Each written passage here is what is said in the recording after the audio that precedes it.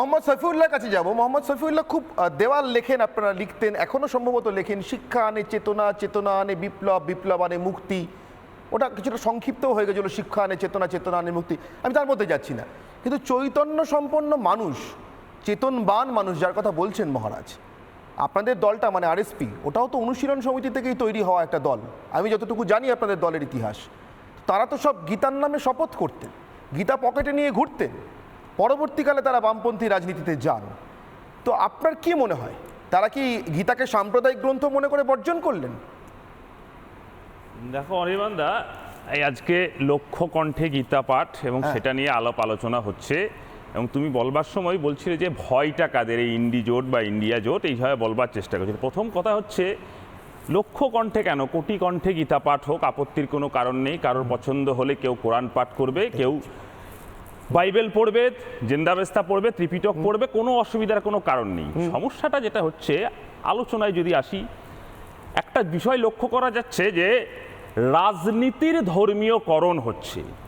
BJP স্বাভাবিকভাবেই এই আজকের কর্মসূচির উদ্যোক্তা নয়, এটা বলতে কোনো দ্বিধা নেই। ঠিক, কিন্তু আমরা যদি গত এক মাসের বিভিন্ন ঘটনার পরম্পরা দেখি, বিজেপির রাজ্য সভাপতি সুকান্ত বাবু নিজে প্রেস কনফারেন্স করে এই প্রোগ্রামকে অ্যানাউন্স করেছেন, পশ্চিমবাংলা মানুষ জানতে পেরেছেন। তারপরে আমরা দেখেছি স্বয়ং বিজেপি নেতা শুভেন্দুবাবু চলে যাচ্ছেন মাঠ পরিদর্শন করতে।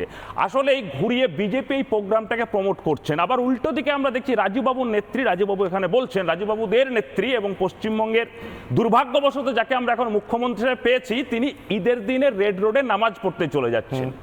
এখন ঘটনা হচ্ছে, যে যার ধর্মবিশ্বাস নিজের বাড়িতে নিজের মতো করে পড়ুক না কেন, লক্ষ কোটি কণ্ঠে গীতা কোরআন সব পাঠ হোক, কিন্তু আমরা যারা রাজনীতি করি আমাদের আলোচনার বিষয়বস্তু হবে ভারতবর্ষে প্রতিদিন প্রতি ঘন্টায় 7 জন কৃষক আত্মহত্যা করছে, আজকেও টেটের প্রশ্নপত্র ফাঁস হয়ে গেছে।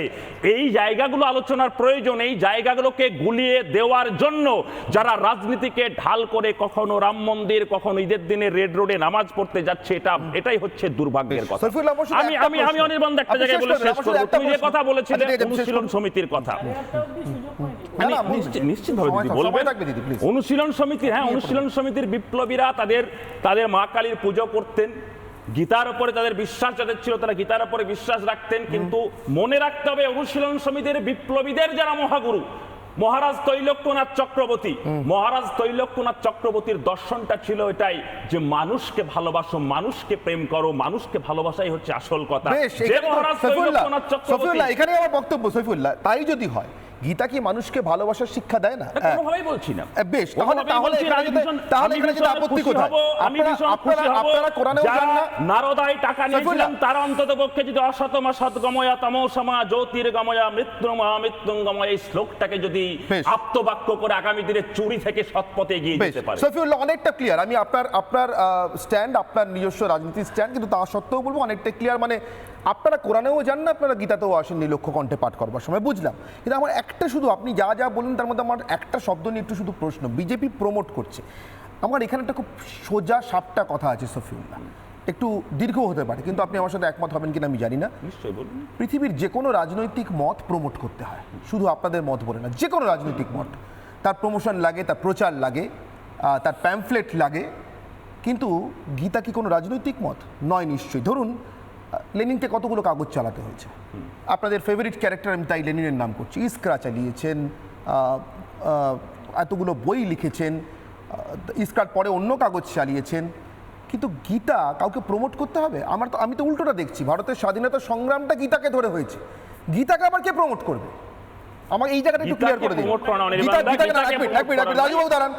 সৈফুল্লাহ একটা কথা স্পষ্ট করে বলুন, যা অন্তরে নিয়ে মানুষ জন্মেছে তাকে সে কি করে প্রমোট করবে? আমি কি আমার মাকে প্রমোট করতে পারি?